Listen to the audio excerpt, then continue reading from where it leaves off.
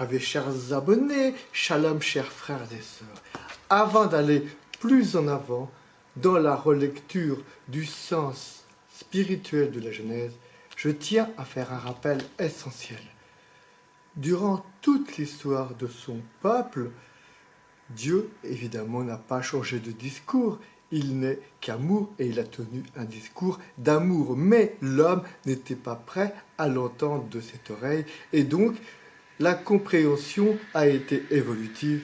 On est passé d'un Dieu que l'on craignait à un Dieu que l'on aimait, une fois que l'on savait que lui-même nous aimait. Donc, que retenir de ce chapitre 3 de la Genèse, le serpent nu?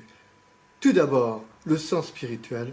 Dieu aime l'homme comme un père aime son enfant, et c'est pour ça qu'il le met en garde. Si tu fais ceci, Adam, il va t'arriver cela.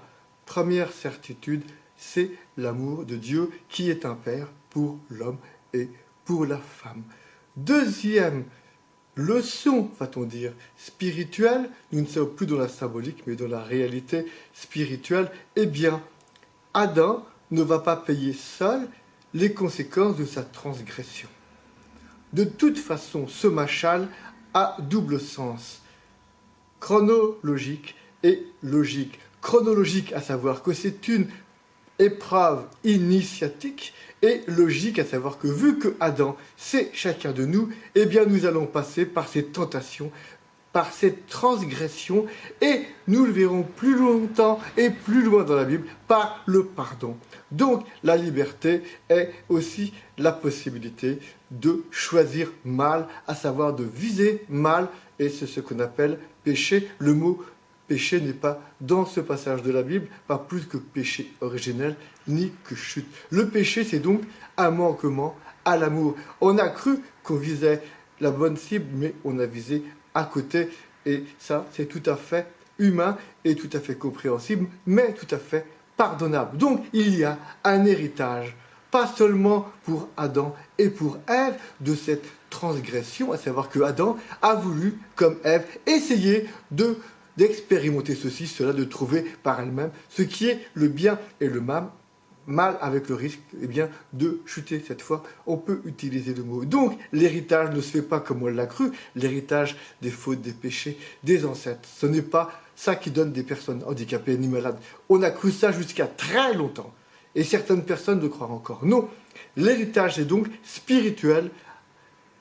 Les péchés des uns, les graves péchés qu'on appelait jusqu'à Vatican II, vers les années 1960, des péchés mortels et transmissibles, eh bien, on transmet bien quelque chose de nos manquements, de nos péchés, à nos descendants. C'est pour cela qu'il existe des cérémonies, des prières de délivrance, de guérison de l'arbre généalogique, à savoir de ce que sont devenus nos ancêtres. Voici les deux leçons spirituelles à retenir de ce chapitre de la Genèse qui met en scène Adam et Ève et le serpent. Dieu nous aime. Dieu veut notre bonheur. Le péché, c'est manquer la cible que Dieu nous a fixée, qui est notre bonheur. Et si nous échouons, eh bien, nous risquons de transmettre ce mal à nos descendants. Mais il existe des solutions que nous avons citées. La prière, la célébration pour la délivrance, la guérison de cet arbre généalogique, chers frères et sœurs. Bonne méditation du chapitre 3 du livre de la Genèse.